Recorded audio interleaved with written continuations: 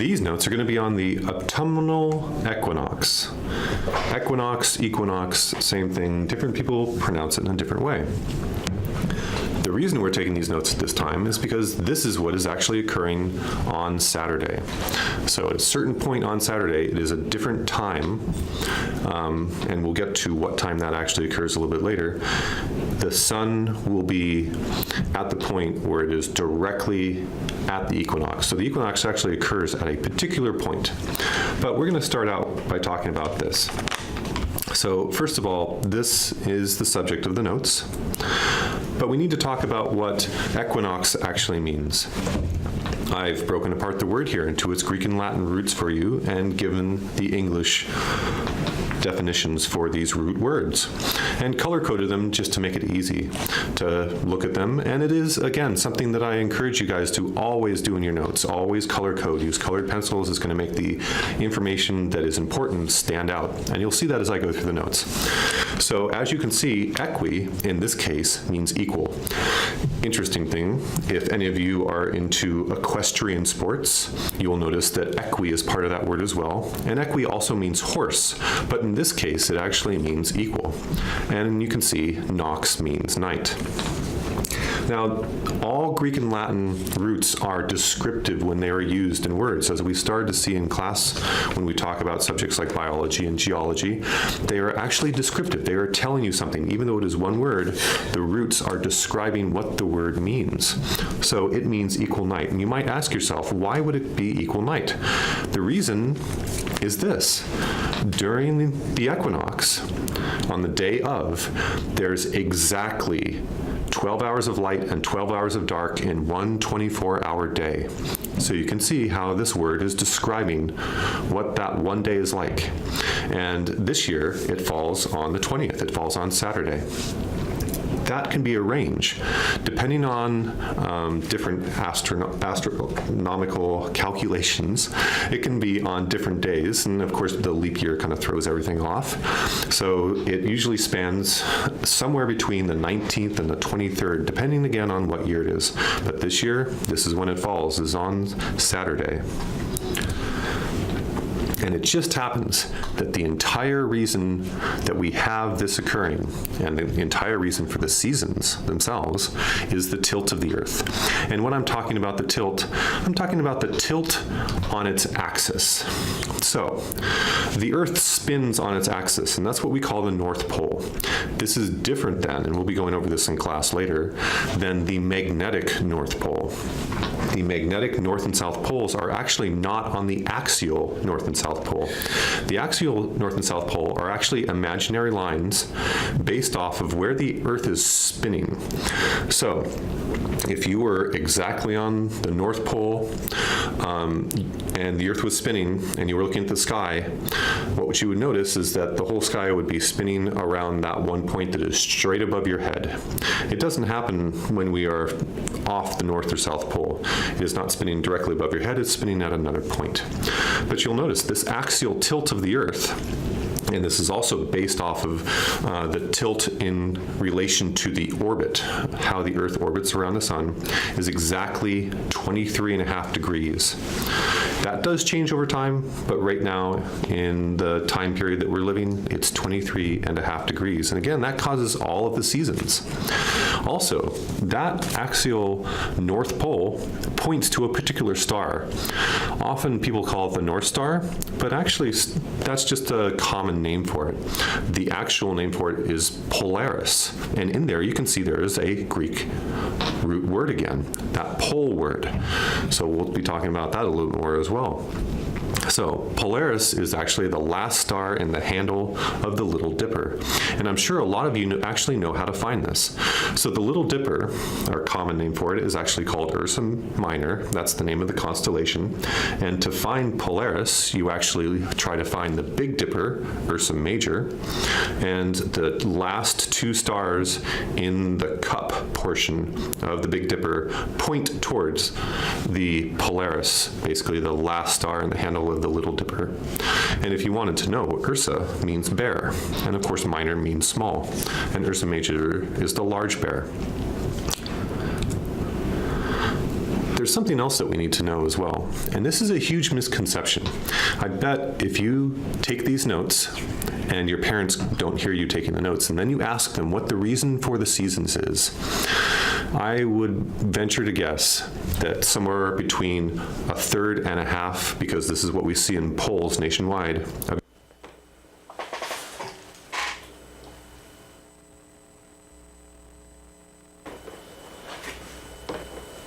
Peace and sanity be upon you.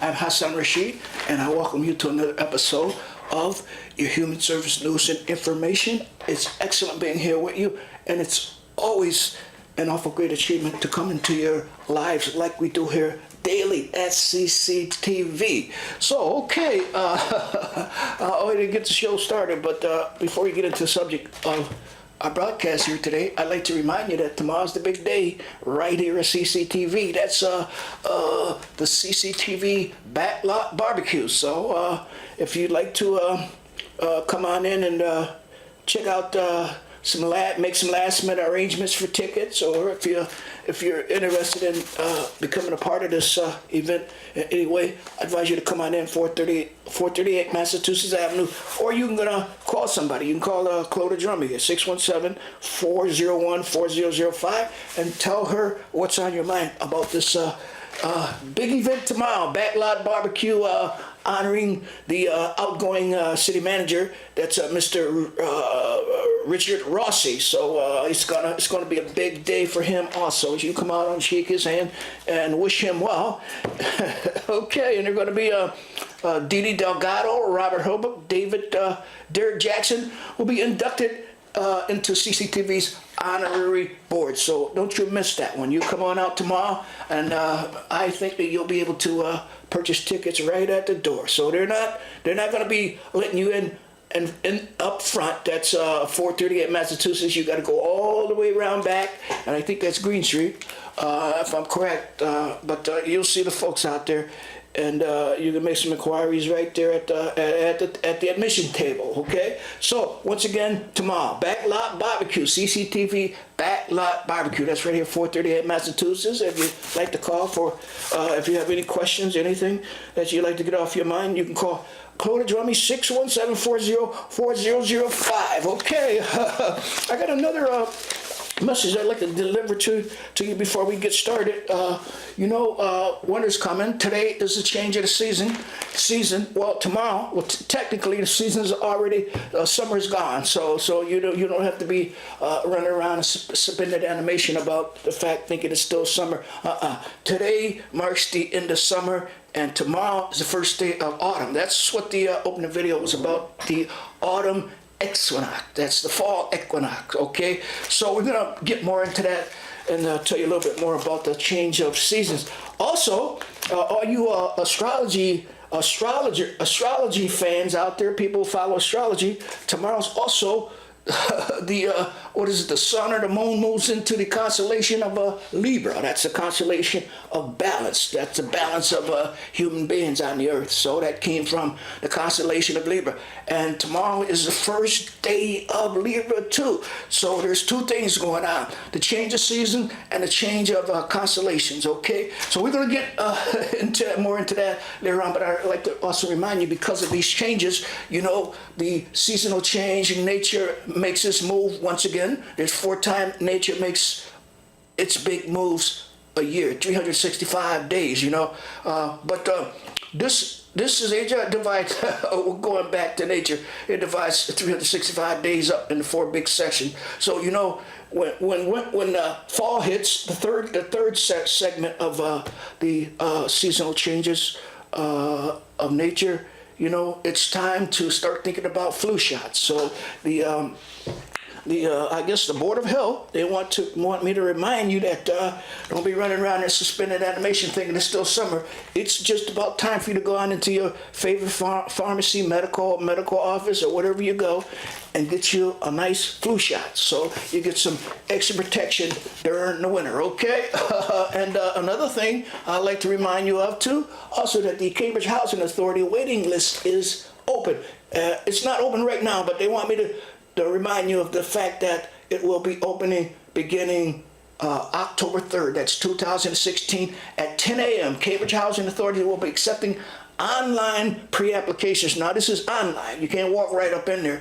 You got to do this online for housing choice vouchers. That's Section 8 housing and program waitlist for both tenant-based, mobile, and project vouchers. So there's initial lottery period is from October 3rd to 31st. And this is not a lottery for the voucher. This is a lottery to get on the waiting list. Okay, so you're going to be hearing more about that in the months to come. Or maybe I might, if I have time, I might go into the fact where if you don't have a computer, if you want to use a laptop, there are locations where you can use a laptop. I'm going to tell you more about that in just a minute. So don't forget now, the flu season is coming, and I advise you to go right now and get your flu shots, okay, as soon as you can, because the sooner you get it, the more powerful the flu shot is. When you wait till last minute, you're going to get a weak flu shot. You're going to get a weak concoction or a weak compound of a flu shot vaccine or however you take it, okay? The Department of Public Works, they're having a community barbecue tomorrow. That's tomorrow, same time. Well, it's just about the same time as we're having it here at Cctv. So if you're I don't know, this is free though. This is absolutely free. If you can't afford to come to the Cctv's backlot barbecue, now here's another option for you. It's a free barbecue, community barbecue. That's working hard to move Cambridge forward, and it's sponsored by the Department of Public Works. It's at the Come Off Field. That's right off of Ridge Avenue, 6 to 8 p.m. And they're going to be a Pan-Nubian steel band, free food and beverages, family fun for all ages, and touch a truck for kids. I don't know what that is. Food, friends, and funds. That's Envision Cambridge. The citywide planning process will have a team there to discuss the future of the city. So don't miss one of the two. I advise you, if you can afford it, come on out to a backlot barbecue. If you can't, don't fret, because there's also a community barbecue at the Como Field at 6 p.m. working hard to move Cambridge forward. They're going to free food and everything out there. Okay, it's a constellation Libra. That's when the balance is established between the two opposing forces in humanity. Okay, they become one, and they achieve fidelity, because this balance is supposed to come out of the constellation Libra, etc., etc. Now I'm not in astrology, but I'm just passing that along. That's I've heard that. That's hearsay. So don't take that as as goal. Okay. The House passes Perkins CCT reauthorization.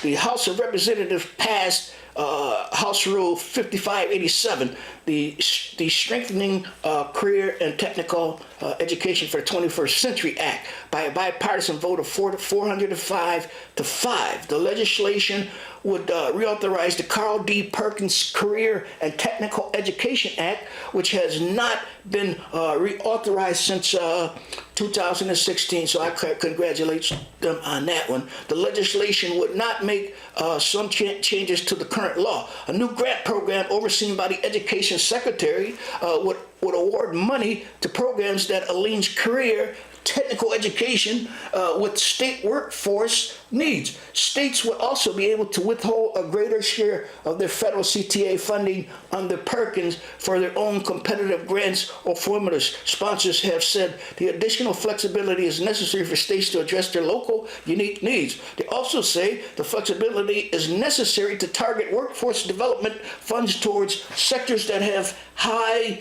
unemployment or future employment opportunities. The measure would authorize $1.5 billion for programs in 2017, would gradually increase the authorized annually, and would peak at $1.5 billion annually in programs. Instead of requiring the states to negotiate standards with the U.S. Education Department, it was co-authored. Listen to this now. It was co-authored by Cambridge's own Representative Catherine Clark. Okay, so you can we'll have more additional information on that, because what they're talking about we can't do it here. But Catherine Clark. I congratulate her on that. Now, that one, I think her on that one. Okay, Carl D. Perkins Career Technical Act. I think if that was the Perkins loan when I was in college, I didn't get that one. I got something else, okay? Harvard University dining hall workers vote to strike over income health care. Okay, last week, 591 Harvard University dining services workers voted to strike if the university does not agree to provide sustainable income and affordable health care plans, okay? Out of 609 ballots cast, only 18 workers voted no in authorized strike, voted no in authorizing a strike, according to Local 26. The union representatives HUD workers. Spokesman Tiffany Ting Eek, their current contract, which covers 750 workers and contain no strike clause, expired September 17th. Workers will begin signing up for strike cards that would allow them to sign in and out of picket lines all day Thursday. Okay, so that's the Harvard workers. They're not paying their staff enough money. It's a crying shame, much money as they have in their endowment. Okay, they're not paying the low-income workers. Okay, Cambridge Nonprofit Coalition launches website. The Cambridge Nonprofit Coalition, which aims to strengthen Cambridge nonprofit sector by building collective voices and promoting the collaboration, recently launched its own website.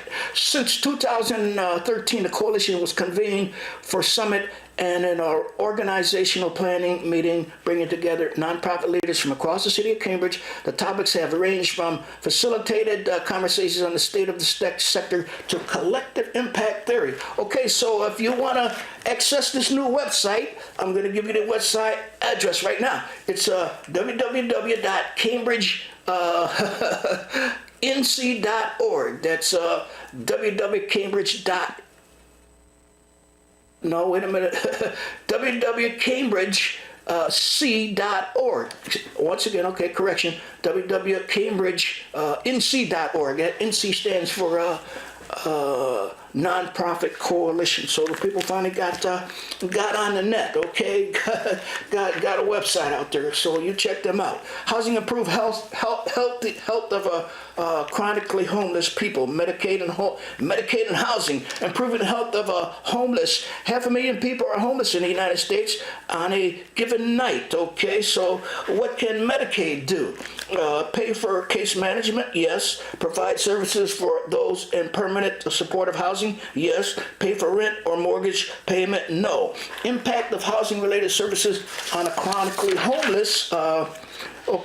Academic Health has published a new infographic that explores the impact of housing-related services support on the health of chronic homeless people. So what this is implying is that now you can use Medicaid to pay for a lot of these services that low-income renters encounter or poor people encounter.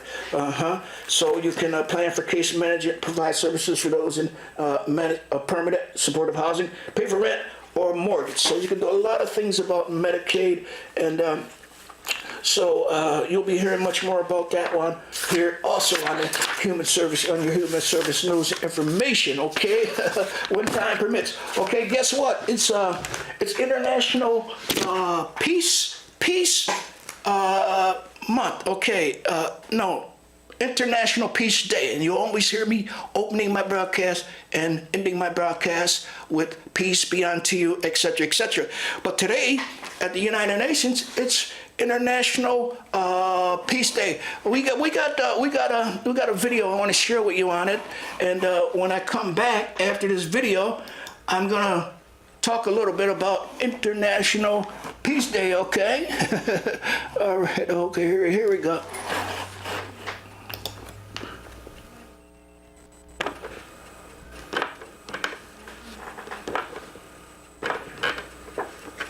All right. Hold on. It's coming.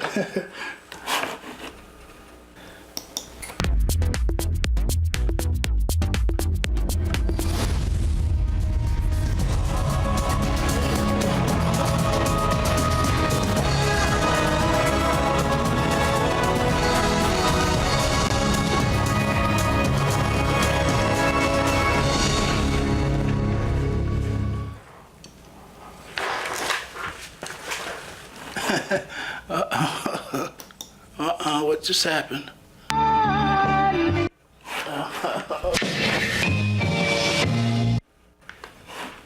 Okay, this is coming up here. No. Technical troubles. Okay, let me go back. Hold on, just tolerate me for a few more seconds.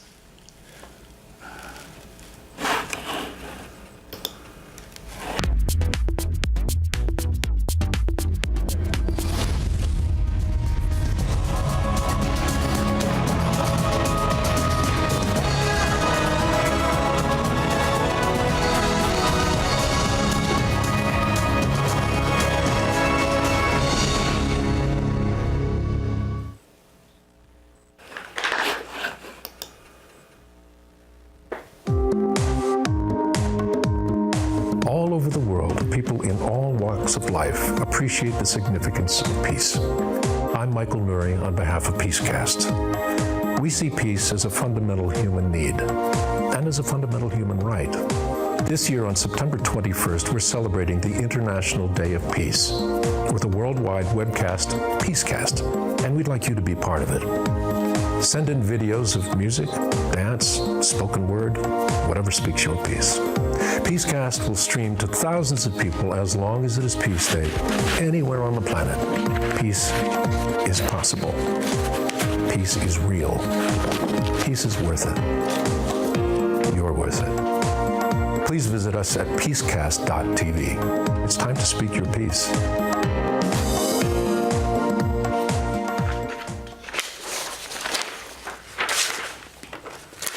Okay, so you know now it's International Peace Day, and peace is the strongest force on the earth. Believe me, there's no opposition of peace. It's not as powerful as peace. You always hear me at the end of the show. I say that superior wisdom can never be subjected by inferior wisdom, so peace can never be subjected by peace breaking. Put it that way for now, okay?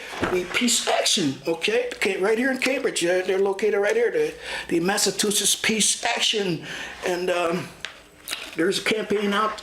It's about greening of the global economy, and it says we can't stop climate catastrophe. Now these are people in the Massachusetts Peace Action, okay? An open forum. They're having an open forum with Dr. Robert Pullen. That's a co-director of Political Economy Research Institute, professor of economics, UMass, author Greening the Global Economy. That's Wednesday, October 6th, 5 to 7, Cambridge Friends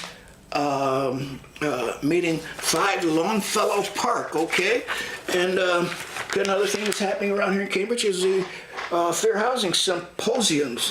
They're starting every Tuesday, but they have already started. So you can probably, if you're interested in the subject of fair housing, you can probably catch up with those people at these fair housing at the next symposium, which is on October 18th. That's Tuesday at MIT. Okay, they're located at MIT, and I think I got the room here for you. The location is 9255.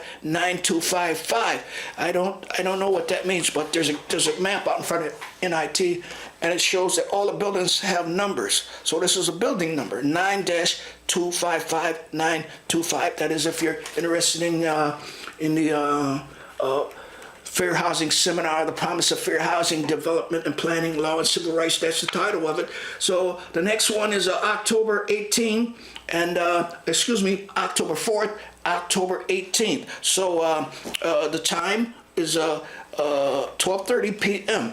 That's 12:30 p.m. on the October 4th and the 18th at the 9255. So if you like to okay, if I have a telephone number, you can get additional information on this, because I don't understand this flyer. There's all these numbers that are rolling off on me. Or you can go to okay, that's I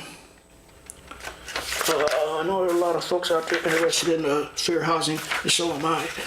I want to make a documentary on it. But Okay, I got something here that's dusp.mit.edu.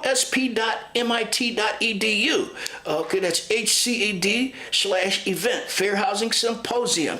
And that's, you'll be hearing more about that because October's is still a little ways off right here. Okay, another thing is the pluralism project at 25 diversity and inclusion in the American Crucible. So that's just starting today. The pluralism project starts tonight, Wednesday, welcome your session and photo exhibit, student panel. Tomorrow, that's when everything gets started early in the morning. That's a pluralism project, and this is at the Harvard University. That's okay. Now let me find the room. I think it's going to be at the School of Divinity. Okay, that's Divinity, Diversity, Inclusion.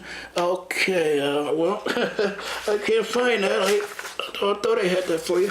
But it's a big the pluralism project at 25th. They're celebrating the 25th anniversary. Okay, I'm Hassan Rashid, you know, and we never have enough time to do everything the way we should do it, but we do our best. And so next time, if I know I missed a lot of things this time, but hopefully next time we can start filling you in, catching up on some of the things that's happening in the human service sector and Mosaic and industry. Okay, we got